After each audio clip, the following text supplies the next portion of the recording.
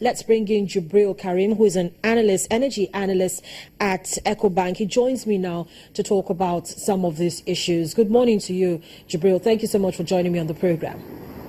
Good morning. Thank you for having me. Jibril, what do you think is a real challenge before OPEC members and non-members at this meeting today? Well, I think the major challenge is how to deal with Iran and Iraq. Nigeria and Libya have always not been a non-issue with the cartel. At the meeting in September, it has been agreed that due to current situation in Nigeria as well as issues in Libya, both countries will be totally exempted from any court. However, the issue with Iran and Iraq is Saudi Arabia wants Iraq to participate in the court, while it also wants Iran to freeze production at current level of at a cap of about 3.7 million barrels. However, Iran wants that to be closer to the 4 million barrels it was producing before sanctions were imposed. And that's the major issue right now. I think it's becoming, because of the reluctance from the Iranian side to agree to any deal that will see production freezed at the current level, it might become very much difficult to agree to any deal. Iraq has also said it will not participate in any court. It will only agree to a freeze at current level. However, Saudi Arabia doesn't want that, and that's the major issue that is currently ongoing now.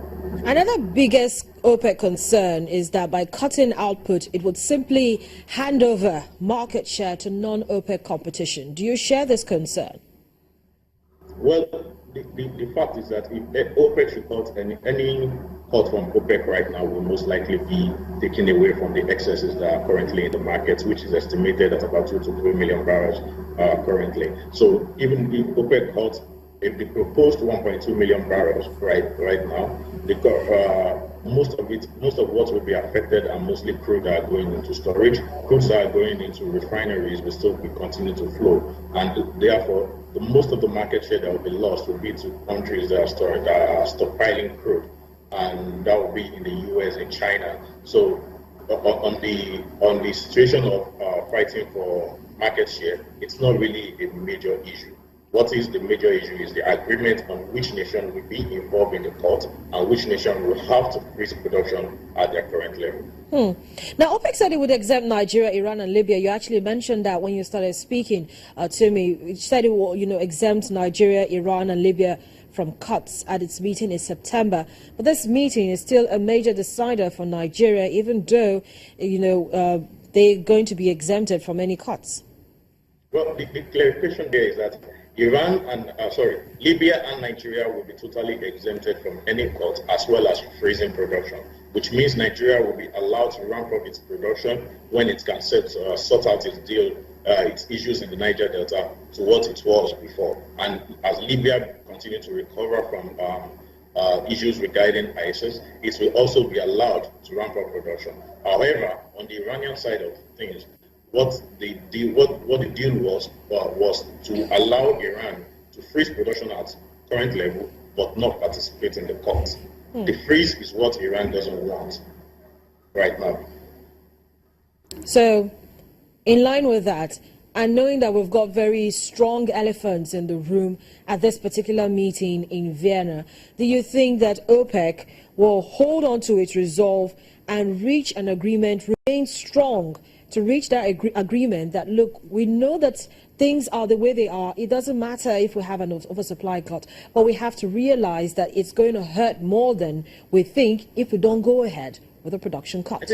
I think if the OPEC member had not announced that they've agreed a deal in September, it would have been a different case. But now that they've announced, and if they fail to actually come to an agreement on that, they would have bought oil price more than it would have been if they hadn't announced any agreement. So what we have is that we are looking at the situation that if OPEC does not agree to any, does not come to an agreement by the end of today, we could see oil price end the year below $40.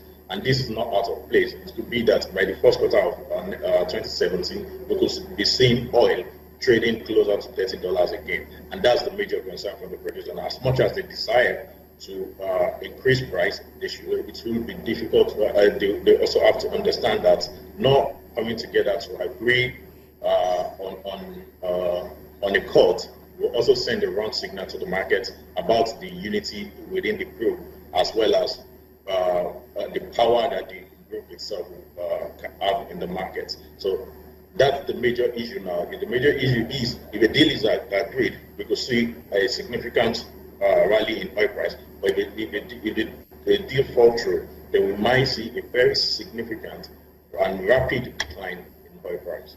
Would that be in the very short to medium term? Because remember that we're coasting into the end of 2016. Do you expect this rally, whether positive or negative, because of course if it's going to be positive, it's all well and good for countries like Nigeria. But in the event that we have oil prices dropping further, some say it would drop even below $30 a barrel. What do you expect to see? Well, usually winter period are always historically have been good period for oil price, in the sense that it means higher demand for energy, which in turn turns to higher demand for crude oil. However, all these gains in terms of demand for crude oil will actually be eliminated by the decision of the OPEC members.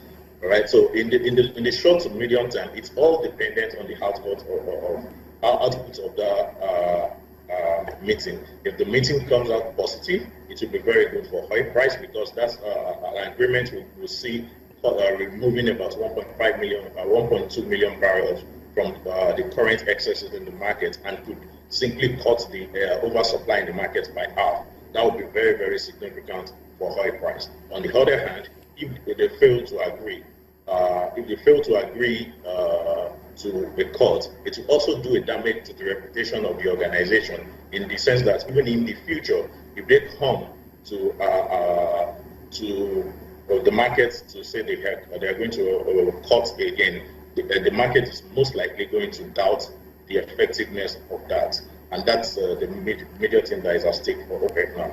However, in the long run, market will always find its balance, but in the short to medium term, it's heavily dependent on the outcome of the OPEC meeting.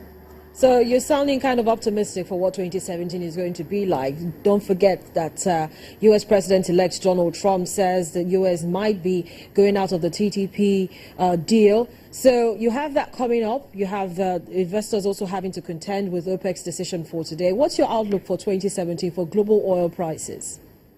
Well, I think on the side of the United States contribution to the oil market, well, the major thing, and we should also bring it together with what is currently going on with OPEC, because if OPEC agree a deal and we see a rally in oil price, what this simply means is that some producer in the United States who have considered some fields not profitable to undergo development will most likely be able to fund those deals again, and we might likely see a very significant increase in production from North America as well. But all in all, in 2017, what we're looking is that the projection for growth in the global economy is still quite a bit strong, and with growing worldwide economy means increase in energy demand.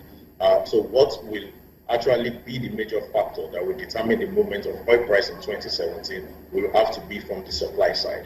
Demand will still continue to grow, albeit on a moderate level, but on the supply side of things, how will supply shape in 2017? What are the projects that are coming on stream? We have significant projects that are coming on stream, but these are not significant enough to affect the market. However, the current production, there's some fields that we can consider not profitable at the current price level that will leave the market, and we'll see the natural reduction in supply. That would be the major factor in 2017. I think if OPEC should agree a deal today, the outlook for 2017 will most likely be positive for me, because it will mean that we'll see that significant drop in supply will be very impactful on the market. However, on the contrary, if they fail to agree a deal, it could get really worse, and a sub-$30 oil will be a reality again. Jibril Karim, energy analyst with EcoBank, thank you so much for joining me on the program this morning and sharing your perspectives with us.